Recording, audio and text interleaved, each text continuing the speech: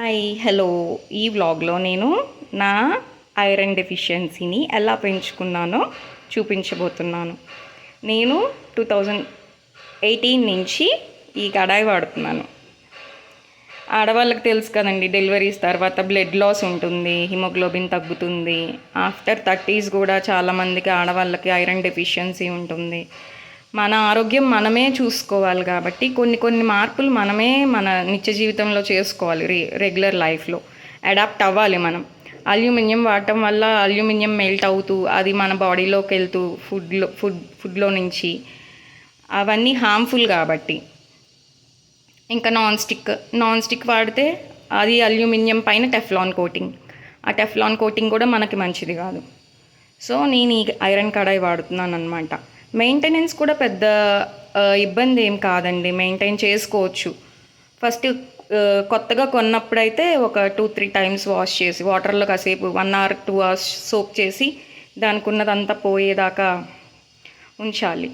తర్వాత క్లీన్ చేసుకుంటే 2-3 times clean చేసుకుంటే సరిపోతుంది. వాటర్ బాయిల్ చేసేస్తే ఇందులో వాటర్ బాయిల్ చేసి ఫస్ట్ ఏమన్నా కుక్ చేసే బిఫోర్ వాటర్ బాయిల్ చేసుకొని క్లీన్ చేసేసుకుంటే సరిపోతుంది. తర్వాత కొంచెం ఆయిల్ రాసేసి సైడ్ పెట్టేయచ్చు. ఇంకా రెగ్యులర్గా 1 టైం నార్మల్గా మన సోప్తోని క్లీన్ చేసుకొని కొంచెం ఆయిల్ తుడిచేసుకొని ఆయిల్ రాసేసి పక్కన పెట్టుకుంటే దీనికి ఏం తుప్పు రాదు. పైన ఇలా మామూలుగా కడిగేసి పెట్టామనుకోండి కొంచెం తుప్పు వస్తుందన్నమాట. ఇక్కడ నేనైతే సోప్ వేసి వాడేసి కొంచెం క్లాత్తో నాప్కిన్స్ ఉంటాయి కదా, తుడిచేసేసి పక్కన పెట్టి ఆయిల్ రాసి పక్కన పెడుతుంటా.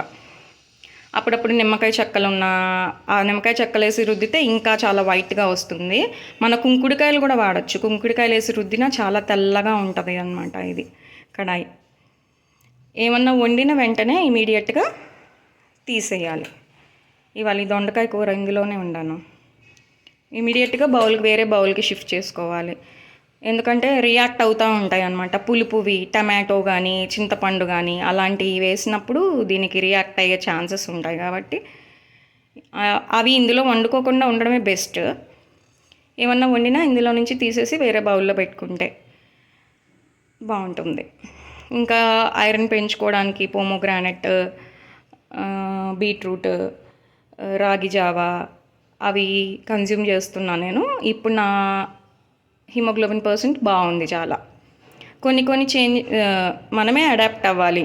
మన ఆరోగ్యాన్ని మనమే చూసుకోవాలి కాబట్టి మన ఆరోగ్యం మన చేతిలోనే ఉంది కదా. ఏ నొప్పి వచ్చినా మనమే భరిస్తాం, వేరే వాళ్ళు ఎవరు భరించరు కదా. దేనికైనా డబ్బులు ఇచ్చి మందులు కొనుక్కోగలం కానీ డబ్బులు ఇచ్చి ఇంకొకళ్ళకి నా పెయిన్ మీరు భరించండి అంటే భరించగలరా?